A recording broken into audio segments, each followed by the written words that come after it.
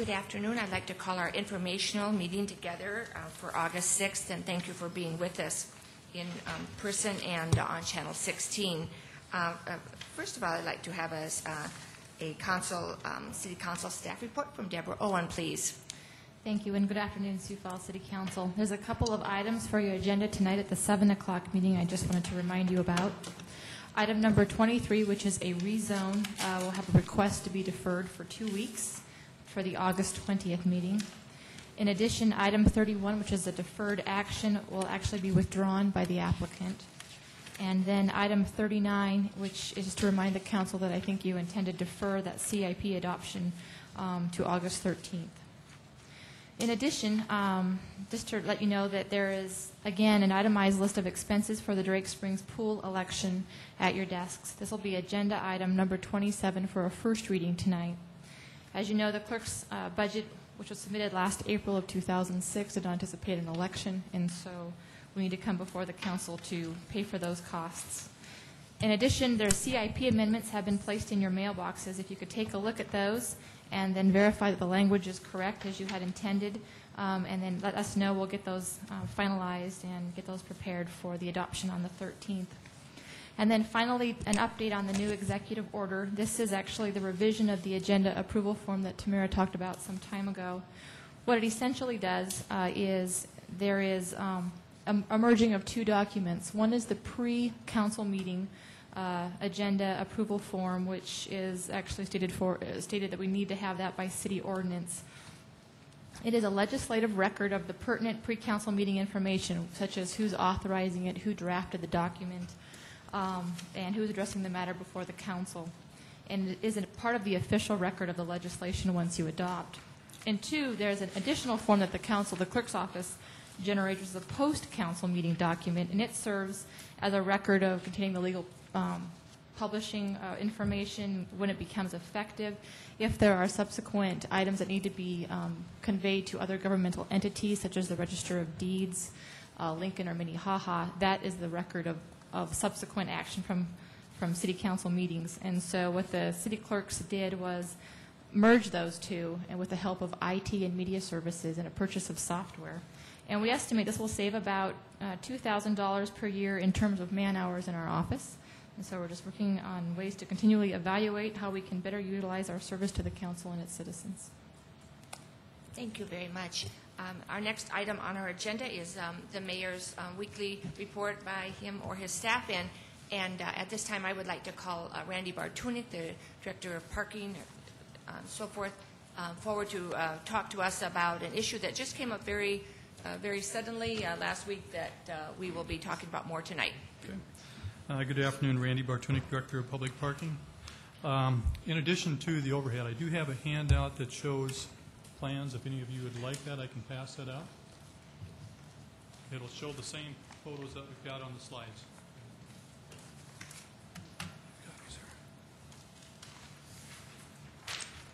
What this involves is the parking lot relocation project due to the library expansion. And the first thing I want to bring out is that we are obligated under a long-term lease to provide 106 parking spaces to a property owner in that immediate area. The lease does not expire until the year 2022, and as a city we are required to provide 106 spaces in a gated lot. And so that's one of the things as we're working with the library expansion and losing the lot where the library will be expanding into, that we've been working to try to maintain so that we can continue to comply with our lease obligation.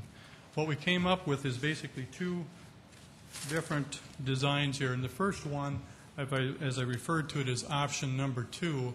And what it will involve will be the vacation of the eastern half of 7th Street, which is right here on the closest to Main Avenue.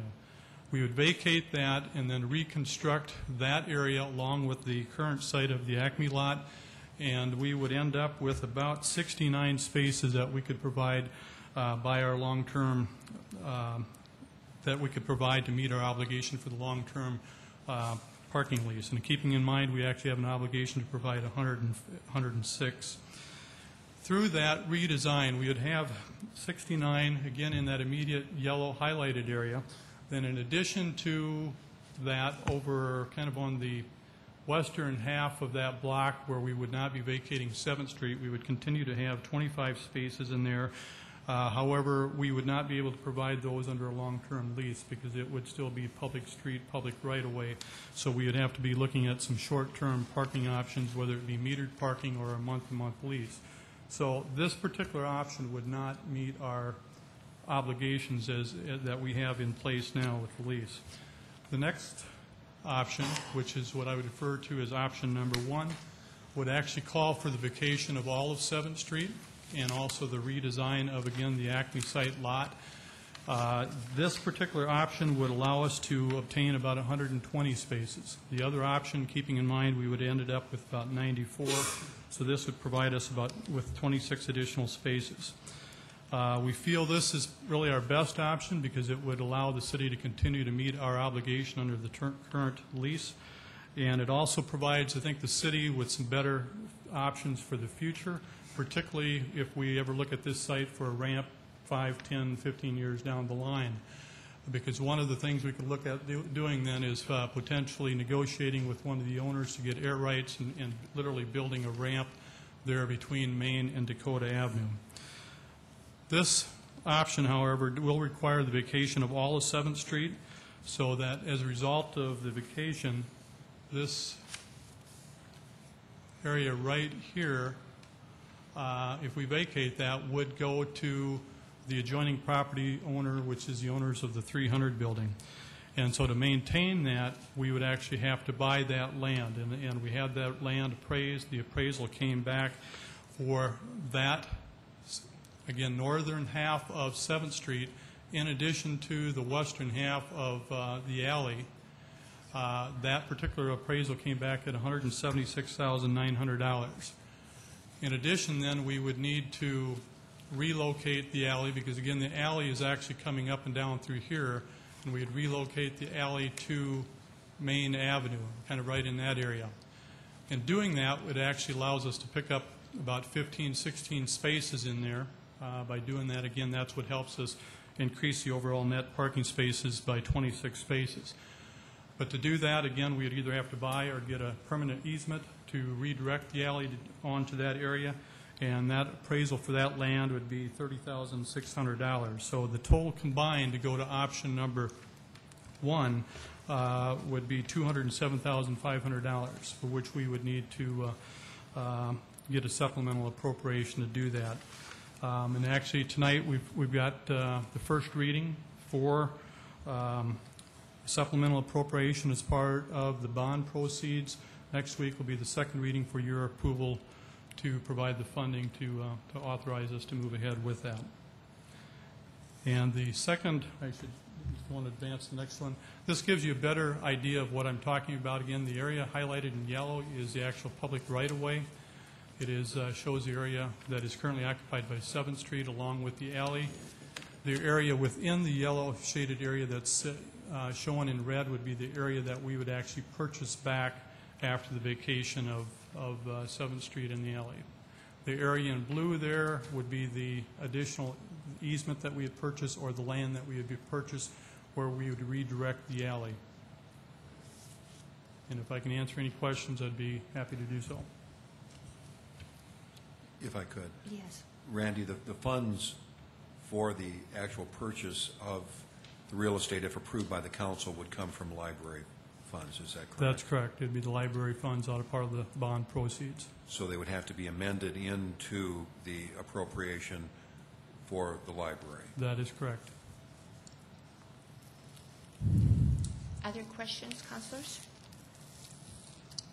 Gerald?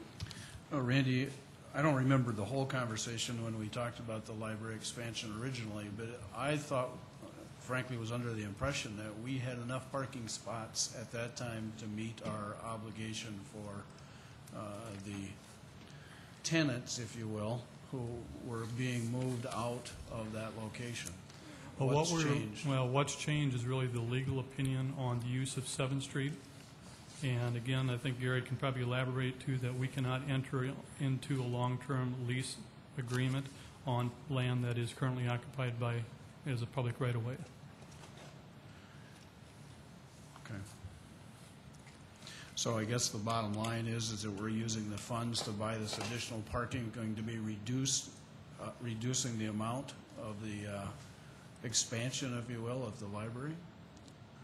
Or is it going to be in addition to the library bond need? I guess that's something I can't answer on that. It would be end. included within the Okay. library bond Okay. issuance. Councilor Kavanaugh? I don't know if you can answer this, Randy, but do you know how many existing parking spaces we will lose with the library expansion? The public parking department as an enterprise fund would lose that entire lot from our, as our And how many asset. spaces is that? That lot has got 106 spaces in it, and that's what we're currently leasing out under the long-term lease agreement. So this configuration then would essentially replace those lost That spaces? is correct. And what's our timeline here? Well, unfortunately, it's very short, because to make things happen this year so that we can facilitate the library expansion next year, we've been kind of working backwards with trying to get the project done this year. We've got the vacation of 7th Street actually on the agenda for the second reading next week. The construction bids are due, I believe, on August 9th, so we would have 30 days after August 9th to actually award that contract. So if everything happened here within the next The week, contract for, I'm sorry. the reconstruction of 7th Street and the Acme lot. And the hope would be that if weather permitting, that we'd still be looking at probably a November 15th completion date for that lot. In this legal opinion that has caused us to take this alternate route, was that from, where was this opinion issued? That was from the city attorney's office. Okay, and was that just recently? Actually, I want to say that probably went back till about April when we were looking at that.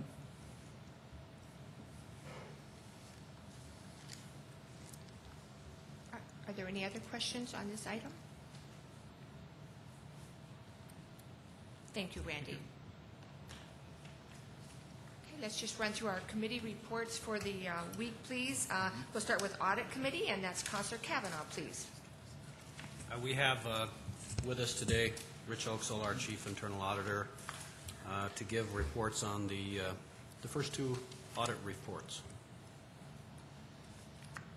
Okay, and I'll just go ahead and just run through the rest of the committee reports, and then we'll, That's fine. is that okay?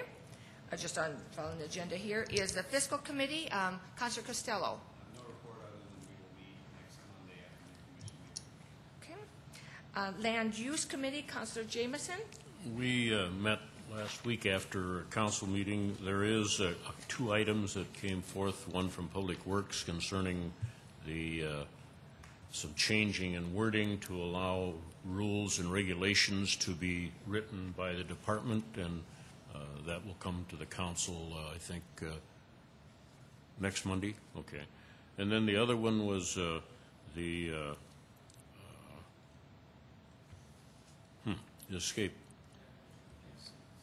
Pardon? Oh, right. I'm sorry. The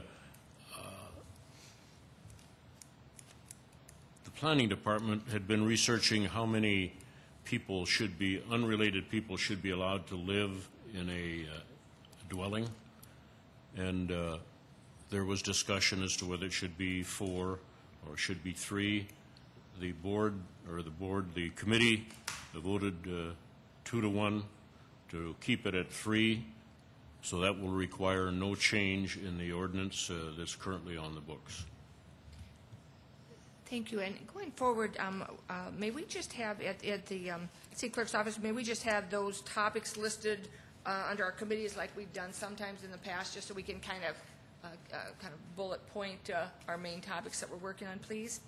And Public Services Committee, I know that Councilor Sagers is not here right now, but I know that our next campaign finance discussion will happen in Public Services next Monday, August 13th, here at the Carnegie at 3 p.m., and we continue to look for input from the public and are making nice, I think, good progress on that topic. And And Councilor Brown, would you have anything else you'd like to add, since you are going to be, you're very active in that committee too? I do on a different subject. Public Works has kept me apprised of the water situation, and I asked Kevin Smith to bring up the issue to the full council. Although the landscape has changed over the weekend, I think it's important that we let not only the council but the public know what the river is doing. So if he could just take a moment to explain. Thank you what for they're being seeing. with us, Kevin. Thank you. Kevin Smith with the Office of Public Works. And yes, despite the fact that we did get some much-needed rain over the weekend, we've been meeting a lot internally to discuss what next with water conservation measures. And as you are all aware, one of the triggers is river flow and what we do with water conservation measures. And the next trigger would be if river flows reach a level of 50 cubic feet per second, which is, I'm not going to say an arbitrary number, but it's somewhat of a moving target. One of the things we've talked about recently internally is whether or not that means we go to twice a week lawn watering restrictions or once a week. And I think, speaking for the department, we already have employed an odd-even system of lawn watering restrictions. To go to anything more restrictive, I don't think we'd gain much in terms of daily consumption, conservation by twice a week. It makes a lot more sense if we're already in an odd-even situation to go to once a week lawn watering restrictions, and then ultimately, if we would have to, no lawn watering at all. So if we would get there from a river flow standpoint, we'd be back in front of you talking about once a week lawn watering restrictions, not twice a week. Plus, I think for the sake of our customers, it's less confusing too. I know there's been a lot of discussion about what we have going on with sprinkler timers and the challenges our residents are having out there this summer, so we don't want to add to that any more than is absolutely necessary. Certainly there's some things we can do looking forward to, for additional rebates, additional financial incentives to help people out. We've been pretty successful with the programs we have, and we'd like to enhance those as time goes by. Today, for example, it's amazing what I think psychologically people will do when it rains, because the demands on the system today are maybe 30 million gallons. A week ago, it was 45 million gallons. And, we hope the trend we're in continues. We hope river levels stay up. But really, it is the users out there that drive the demands. We can have whatever restrictions we want in place, whatever they are. But it really does fall on the shoulders of the individual users out there to change their habits.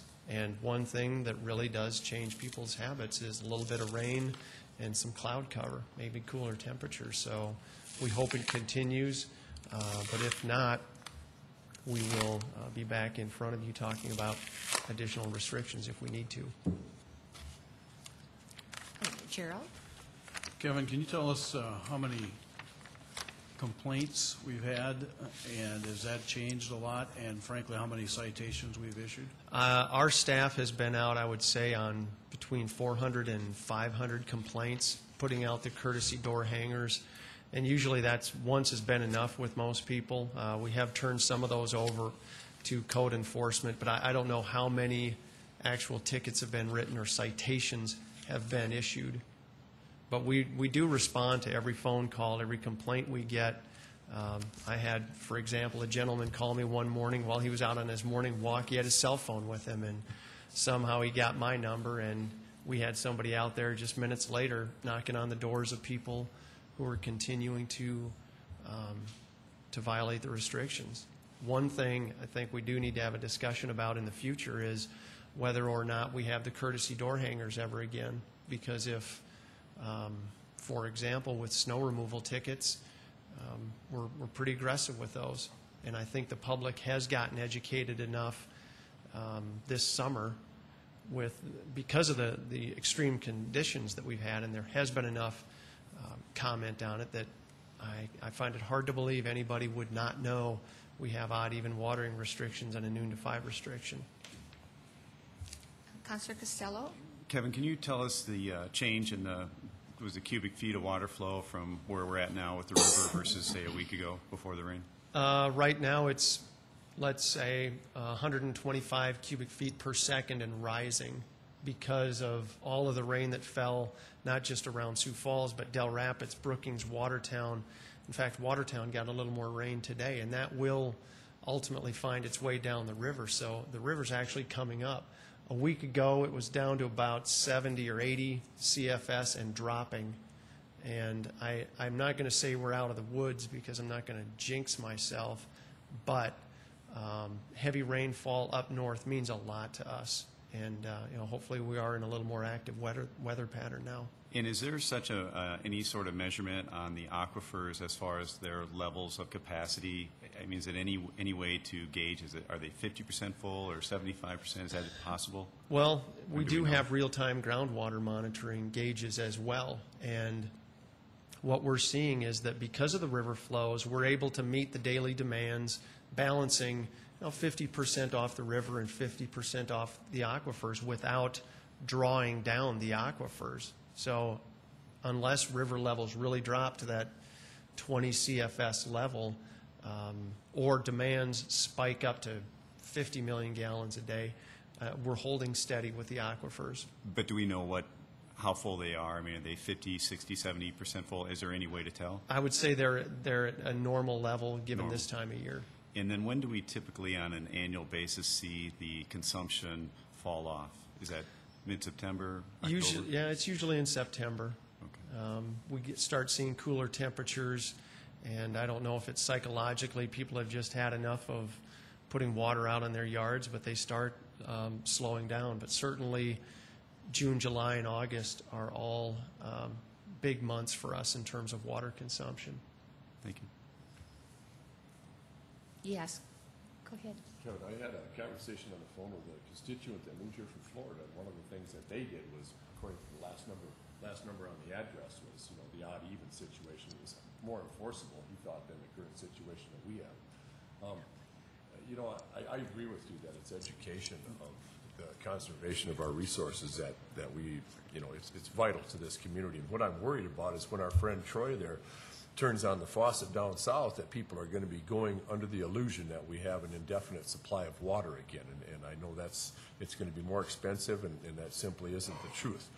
I'm also aware that the large aquifer that is to south of Troy's aquifer down in Nebraska, there's so many people drawing off of that around Lincoln and those communities down there that the aquifer is actually going down. And, so that demonstrates, like Pat was talking about, that these aquifers can get drained down. And I just wanted to say again that I think our education efforts on this city, we have to continue them, for years to come. I agree. Our message has always been that water will never be in such plentiful supply that we can afford to waste it. Not now, not after Lewis and Clark is along, or ever, because the city of Sioux Falls is going to be here for who knows how long. And our water supply forecasts right now are out about 50 years. But my grandchildren are going to be facing water supply issues as well. So let's not set them up for dramatic conservation measures that they have to deal with and look back on us and say, why didn't you just get used to water conservation as part of your daily life?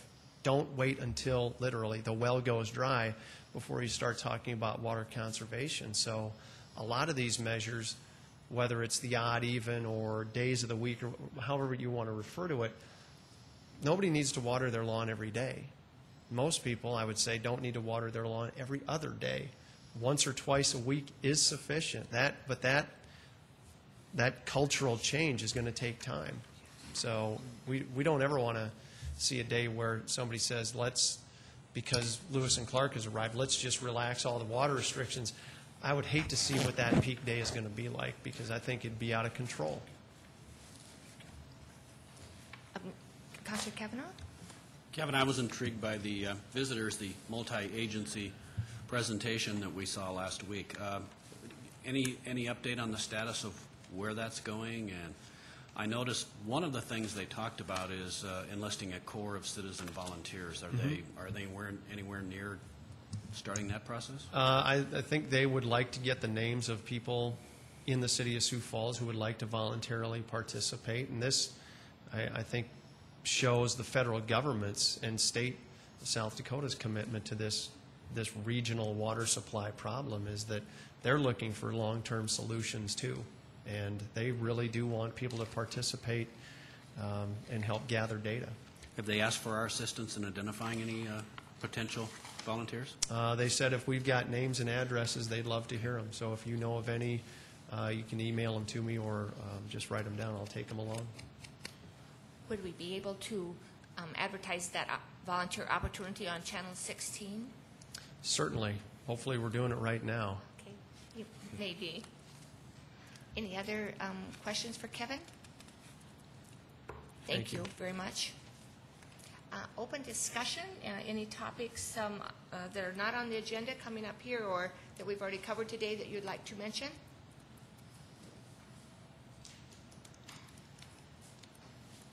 It's a busy time for all of us. One important topic, just a friendly reminder that tomorrow night we start our annual budget hearings right here at Carnegie, and we will begin promptly at 6:30 p.m. and go until at least 9 o'clock. And then we will meet again on Wednesday afternoon at 1:30 here. And then Thursday we will meet at 6:30. Again, we'll return to an evening session Thursday evening, so I look forward to seeing all of you then.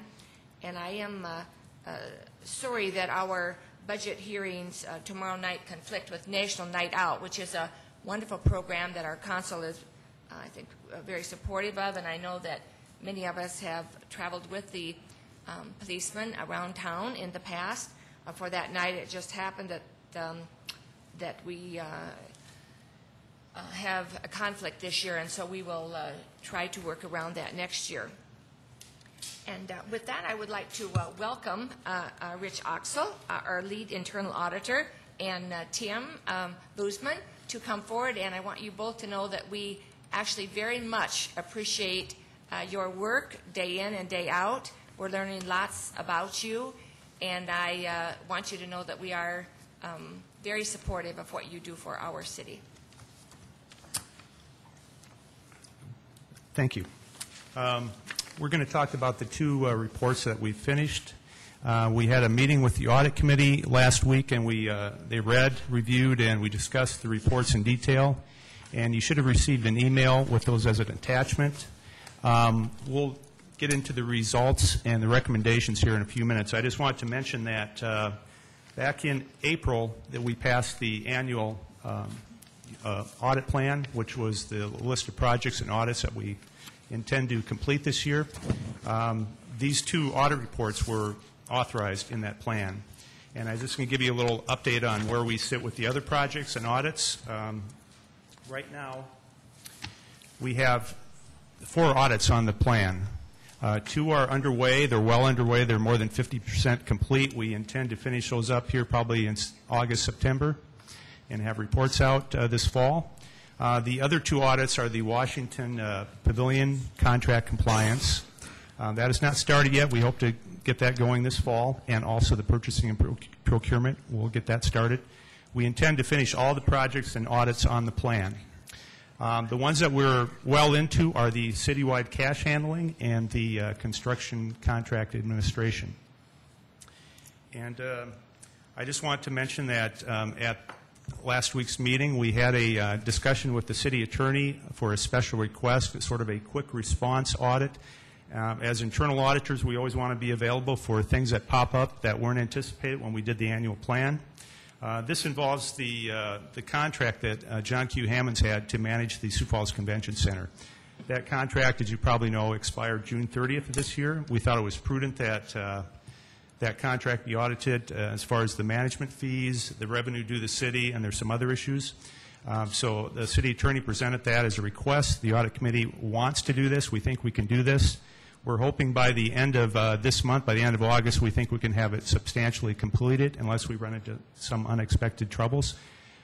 We have no reason to believe that there's anything wrong with the way the contract was administered, but we thought it was prudent just to do an audit at the end of the management contract. So that'll be our next project here. We put that on the front burner, so to speak. Tim, can you hand out these?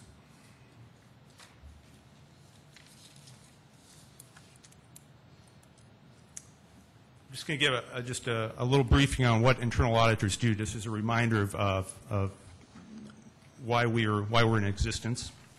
When we have budget hearings on Wednesday, Deborah and I will go over a little more detail the history of the department. This is intended to just explain what we do.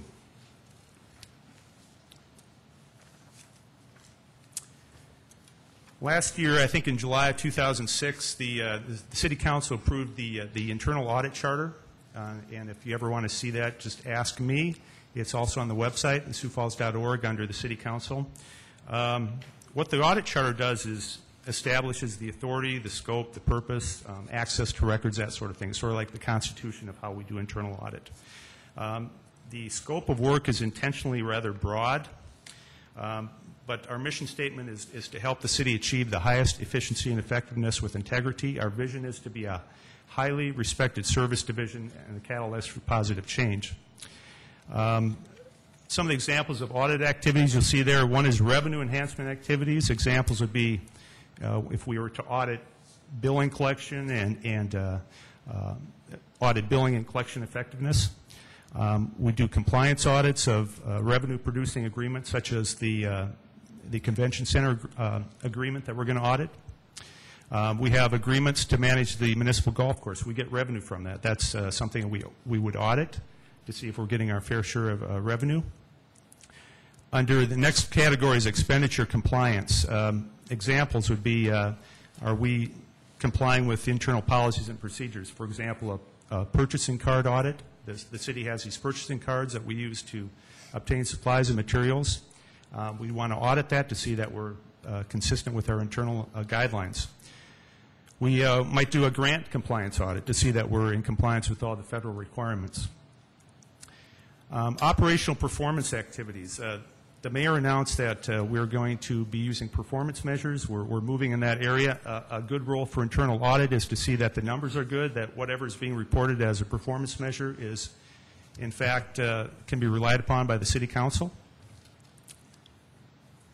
And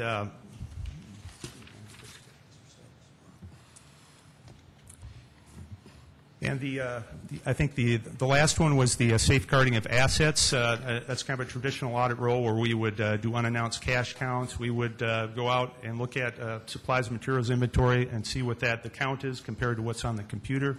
We've already done that sort of thing. We look at internal controls over how we protect our assets, whether that's cash, whether that's equipment, whether it's inventories, whether it's information, that we're protecting our assets. And we can be an assistance to management to look at those controls and make recommendations for improvement. We can provide assurance to the City Council that assets are being safeguarded. So our scope of work is rather broad. There's a lot of things that we can look at. And as I said before, we always want to be available for quick response audits, such as the John Q. Hammonds agreement. Things that come up very unexpectedly, we can sort of be that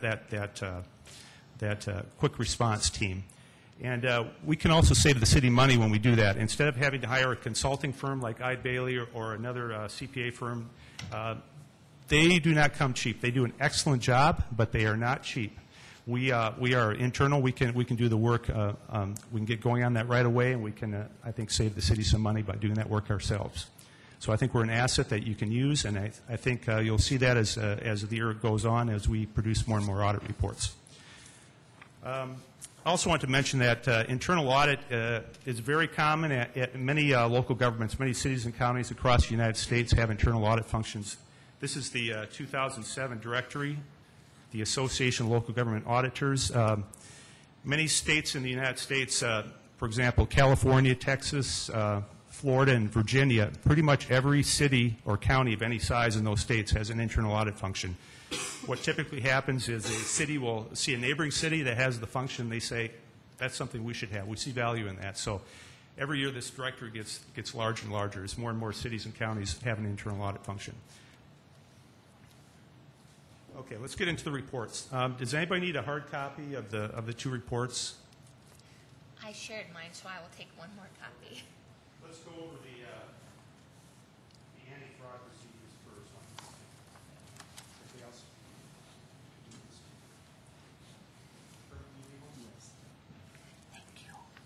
We'll go over the first report is the anti-fraud procedures. I don't have mine with me either. This was on our annual audit plan. This is a case of where we didn't have any recommendations. It was just very specific techniques that we looked at. These are standard audit procedures to look for fraud indicators. If I had to sum it up in 2 sentences, I would say our work did not reveal any evidence of wrongdoing. However, not all fraud will be detected by using specific audit techniques. There's certain situations, for example, skimming cash, which never show up as a recorded transaction. So those can be very difficult to uncover using standard audit techniques. There are many audit techniques that we did not use this time that we will use in the future. When you look at the methodology section on there, it explained how we use the computers in auditing. Computers are great for extracting data and sorting it and filtering it and enabling us to focus on things that might be a little suspicious.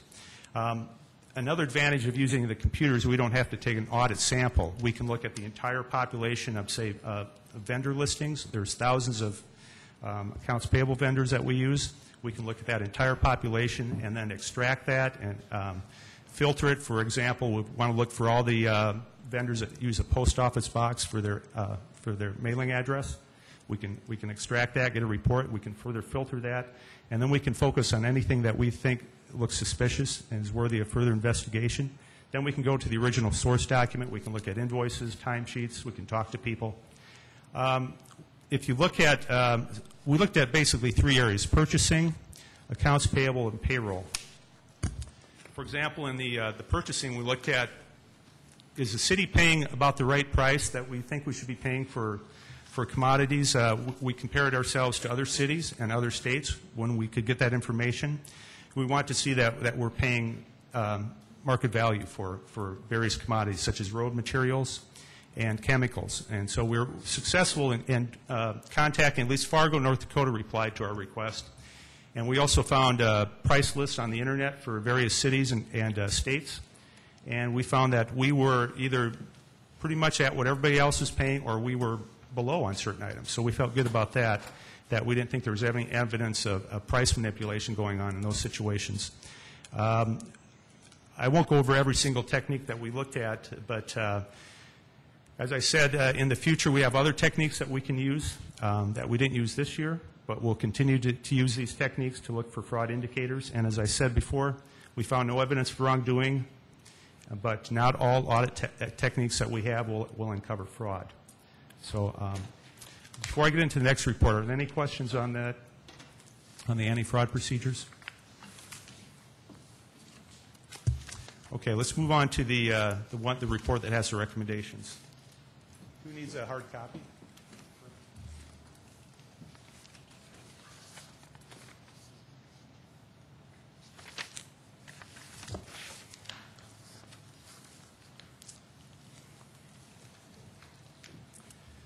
Okay, not everybody likes to talk about fraud. We understand that, but it's very important, and internal auditors are being called upon by management and elected officials to help them with this problem. I know just in the last 5 years or so, we've had cases of fraud or alleged fraud at Westford Ho, Southeast Technical, Minnehaha County, Department of Transportation, the Sioux Falls office, and Washington High Booster Club. And then just last week, Kello had a report of a consulting firm in town that had an embezzlement situation. So it's not unusual at all. And if you say that, well, it can't happen here, well, it happens all the time. In fact, I keep a scrapbook of fraud cases, and I have no problem at all filling up that scrapbook of fraud cases right from South Dakota, Pennington County, Coddington County. It's just all over the place. And a lot of times what it is just good people under a lot of financial pressure. I had some information there about why fraud occurs, what they call the fraud triangle of pressure, opportunity, and rationalization. So if you want to look at that, you see kind of what the psychology of fraud is. What prevents frauds from happening typically is a lack of opportunity. And if you have internal controls, if you can create that perception of detection, a lot of times you can stop the frauds from happening.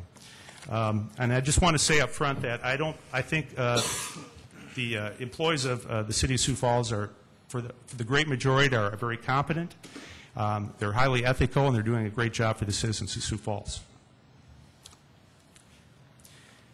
Let's move along to what we're already doing as a city.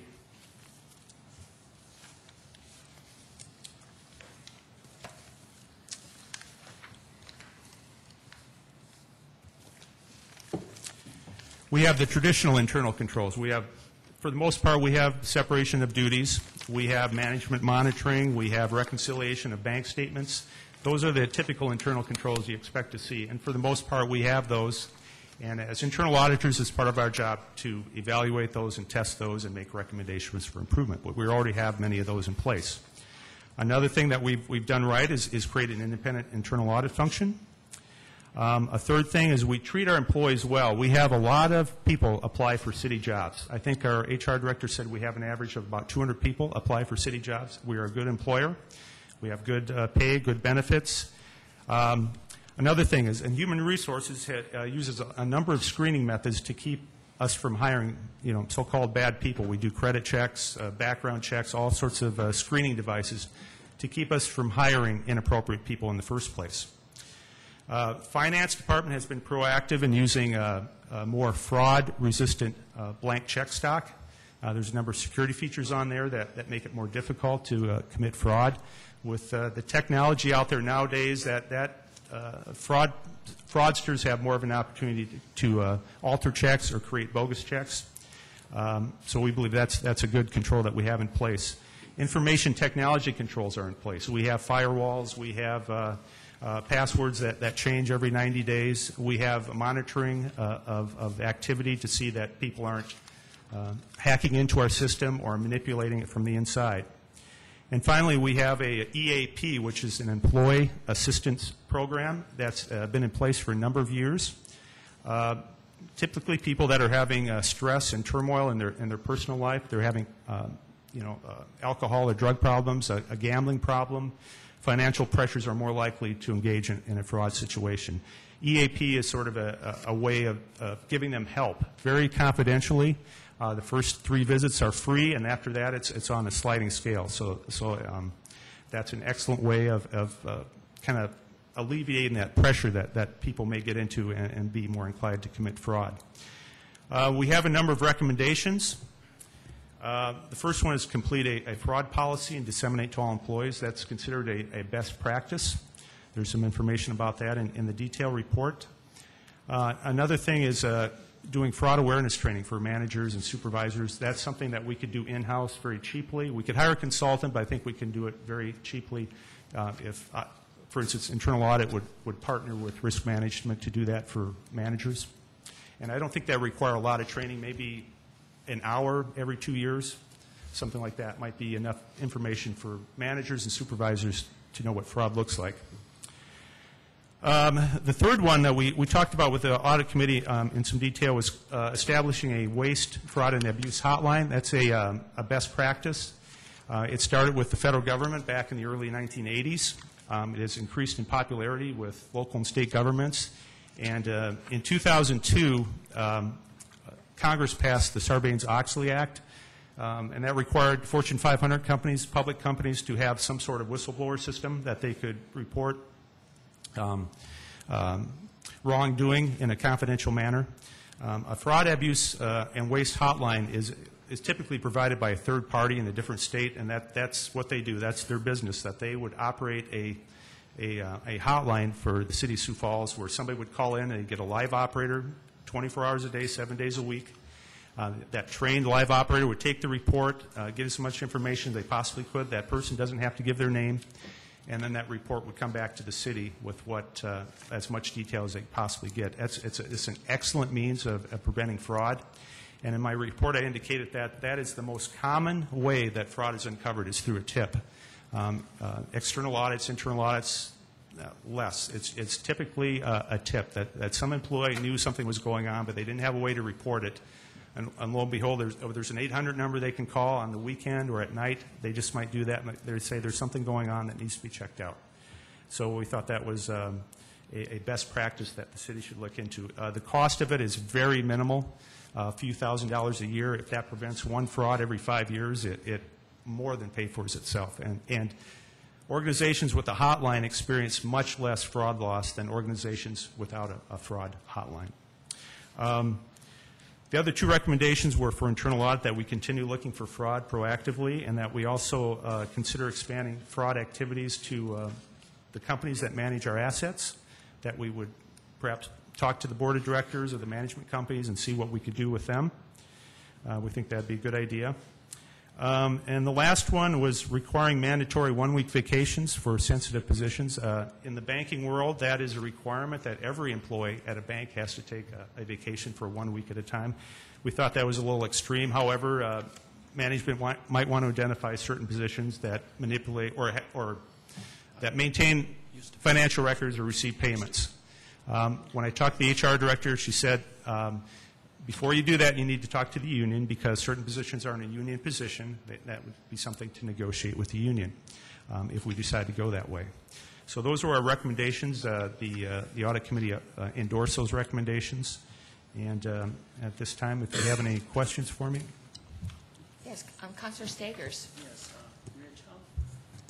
Rich, how about do we have a policy that if somebody, city employee, tests positive for drug use, that we kind of take a closer look at, if they're involved with money, taking a look at what they do?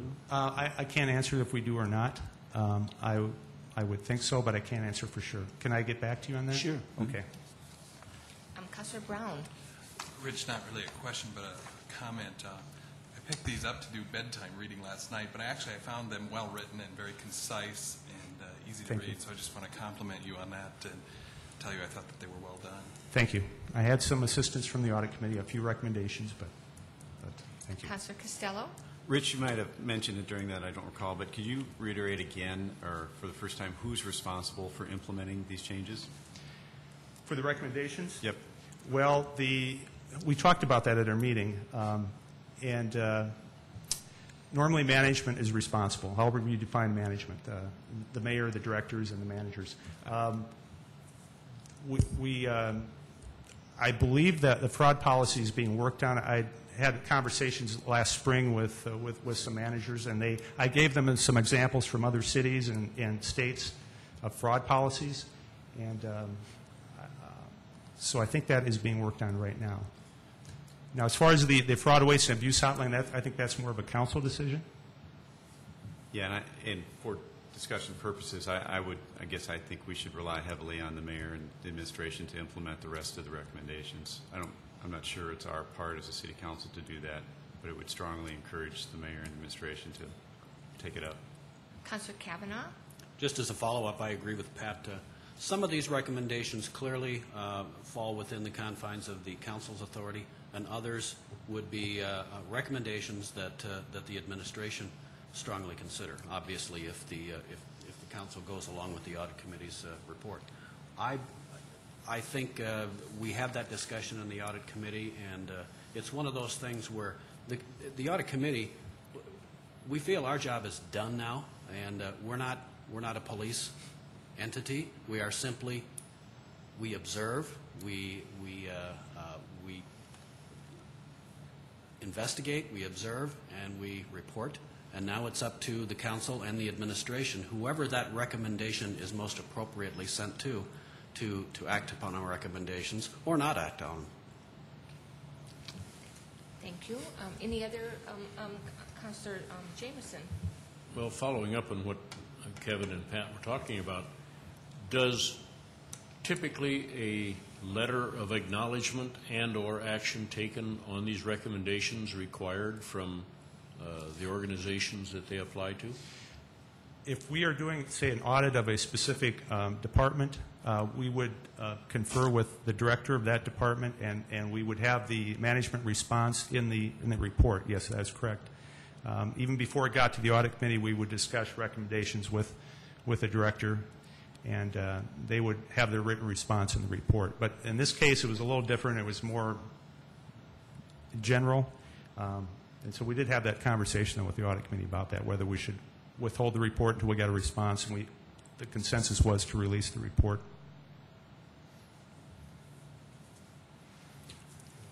Councilor Costello? I guess in the, for clarification, we could ask the mayor to respond to it within a certain amount of time, a month or something appropriate. Or Gary, are you comfortable taking this back to the mayor? And what do you think our next step should be?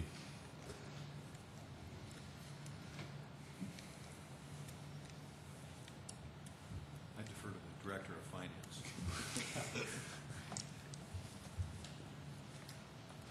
If I could, before Jean comes up, Madam Chair. Go ahead, Jean. I'm not sure, certainly this is an appropriate discussion for us to have. But the option is for us not to expect any response. And certainly I don't think it's required that we get somebody to respond to our reports. It's out there, it's in the public domain now, and certainly that should be sufficient if we're serious about, and I think Pat is right, for the few thousands of dollars that we would spend on a tip line, I think the council should act on that immediately. But that's the council's decision. All right, and then will you also please be assured that the leadership will have a visit immediately with the mayor about these recommendations yet this week, okay? And that's fine, but I don't want to get it. I don't want every time we have an audit report that there has to be some formalized response, because in many cases there will not be a need for one. Yes, Councilor Brown. So as members of the audit committee, will you bring something formal forward, for example, on the tip line, to get it to this table? If the council would desire that, yes, I think the audit committee would be happy to do that. Okay. Director of Finance, would you care to add anything to our discussion or respond to any of the comments or questions? Gene Roanhorse, Director of Finance. I really don't have anything to add. As far as a response to this, if this is the first time that we've been through this, I'm not aware that we really have a process for response, and that's probably something that needs to be worked out. And certainly we can work with the audit department on what the process ought to be for responding to audit reports. Okay, I don't know if I answered your questions or not. All right, and thank you. And again, we'll just have some more conversations on this without, making a real formal kind of thing. And Rich, we really appreciate your update today, and we're glad to have Tim with us too. Are there any other comments or questions for Tim or Rich? Councilor Kavanaugh. Just to follow up on Rich's announcement that the audit committee agreed to do the under the category of special projects, the John Q. Hammond's audit. I believe in our audit plan we set aside about 10% of our total hours for special projects. Roughly, yes. And we estimate that this might take as much as half of that? We think so. Okay. That's a best guess. So any other projects now between now and December we could probably take on.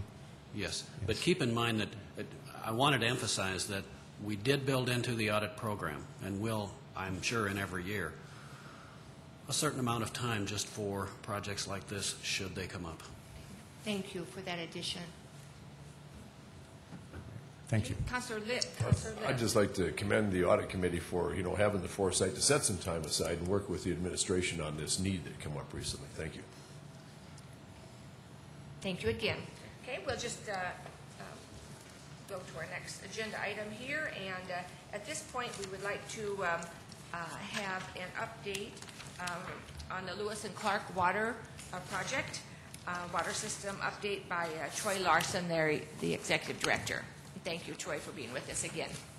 Thank you, Madam Chair. Troy Larson with the Lewis and Clark Rural Water System. Thank you for the opportunity to provide you a brief update.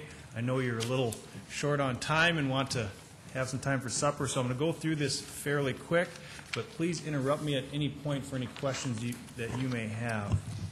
And I'll wait till these are distributed to begin.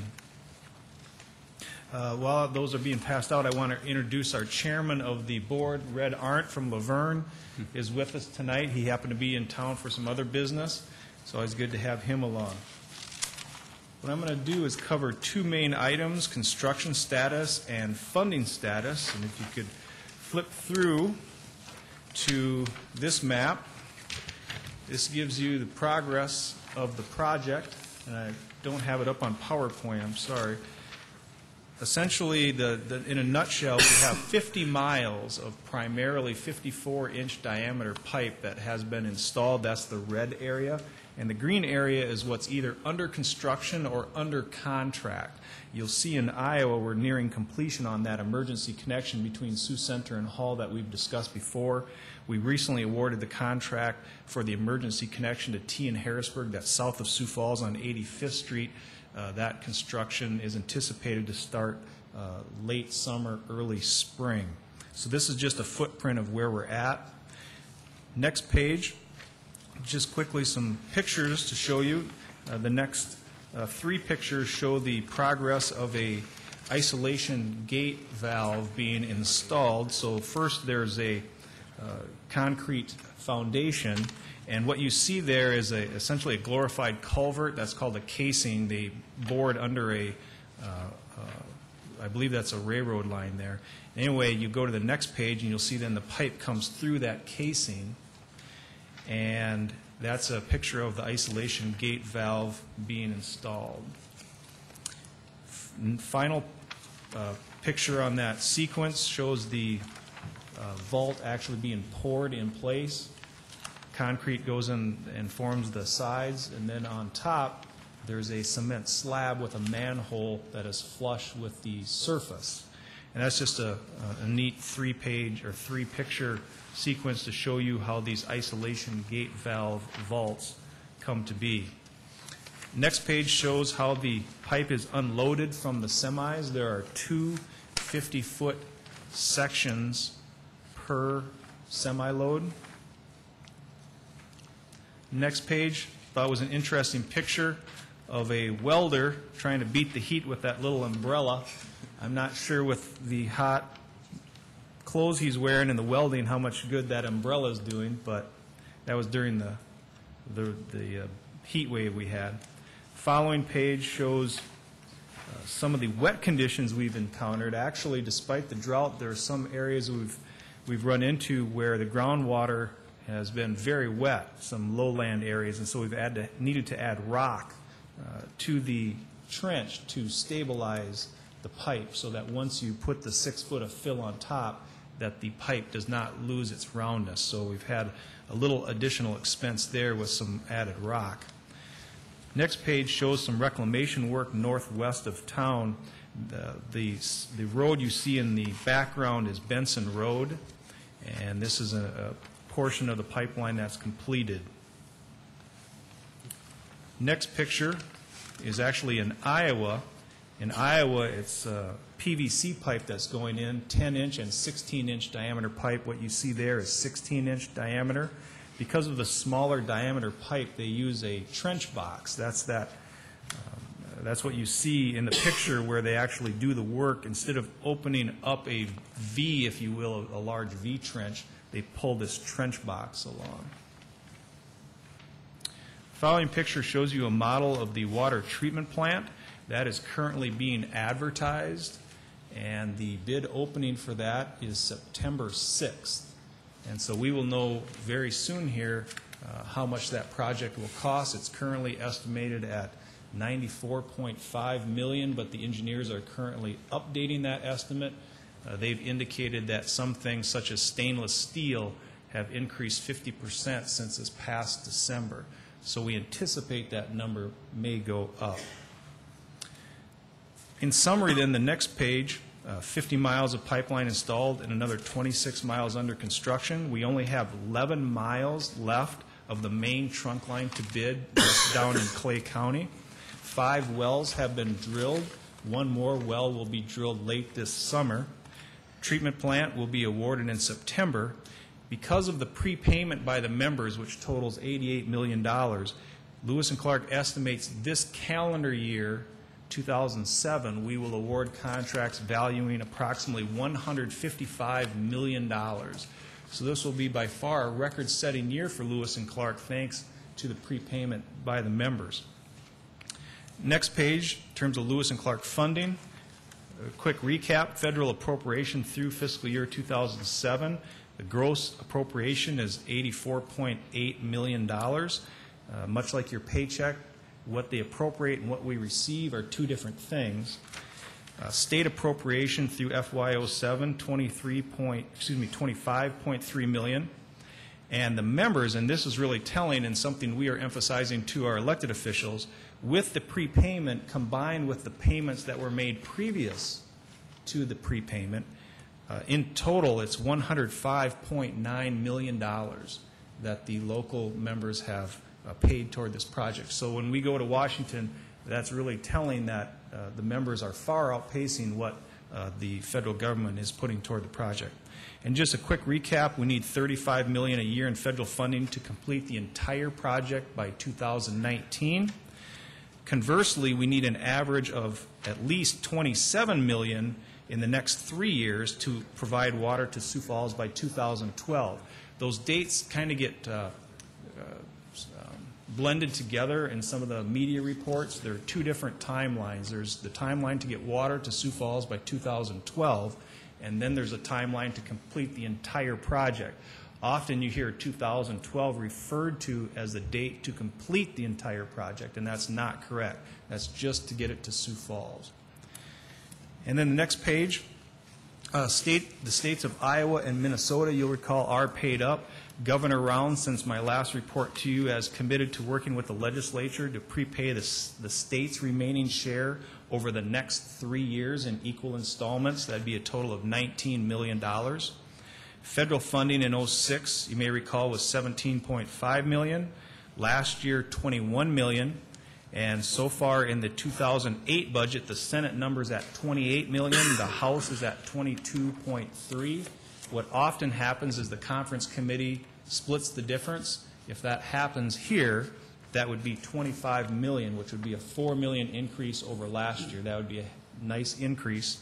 However, the President has threatened to veto any spending bill that exceeds his proposed limits, and the energy and water bill exceeds his limits. And so we're not out of the woods yet. We'll see how that plays out.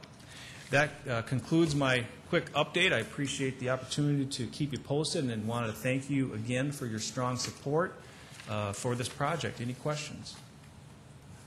Councilor Kavanaugh? Thanks for coming, Troy. The 8.5-mile segment from the trunk line into, well, I assume it's to your water tower at 85th Street. Is that? It goes a little past that. It's actually a half-mile east of Cliff Avenue is where it stops. Okay. What's the, just if you want to inform everybody, what's the plan with that? You referred to it as an emergency line. Yes. You want to? Yes, thank you for that question. We are building, Lewis and Clark is building this segment. As I mentioned, the contract's already been awarded. Construction, substantial completion deadline is July 1, 2008. We are building the infrastructure whereby in the short term, the source of water would be Sioux Falls, the recipient would be T in Harrisburg. All Lewis and Clark knows is we're building the infrastructure and we have to own the water when it's in our pipe. Now, how it gets from Sioux Falls to T, as you know, is still up in the air. Lincoln County Rural Water has believes they have a role in that, and that's currently being resolved in the court system. So the point being, theoretically, Lewis and Clark could build this emergency connection and no water would go through it until 2012 when Lewis and Clark water arrives. We don't believe that'll happen because the needs are so critical for T and Harrisburg. We hope that the courts will give some direction on how to proceed. Does that answer your question? Councilor Costello? Troy, could you give us a little bit more detailed update or kind of help me understand it, where our costs are at? You know, when we did our bond authorization, we had a little unanticipated additional costs. Have there been any additional unanticipated costs that might be affecting the project? Really, it's just the treatment plan. As I mentioned, we have another estimate that should be out in mid-August is what our engineers are telling us. And so we'll have a better idea then. But the date that really will play the key role in this is September 6th, when the project's actually, the bids are awarded, or the bids are open, rather. But in terms of Sioux Falls' bonding, just to remind the council that any additional costs that might not have been anticipated would be handled as a true-up. And there's two true-ups. You may recall there's the interim true-up involving the treatment plant and the main trunk line, and then there's a true-up at the end of the project. So there would not, hypothetically, if for some reason Sioux Falls owed more money to the treatment plant, it's not like the next year you would have to pay that amount. There's time. Does that answer your question? Yeah, thanks. Any other questions or comments by any? Thank you for your time. Thank you for coming back You to bet. visit with us. We appreciate your updates. Thank you. Any other items that we need to take care of yet today that are on your minds? If not, we will adjourn our informational for today, and we look forward to seeing all of you at 7 p.m. Sharp. Thanks.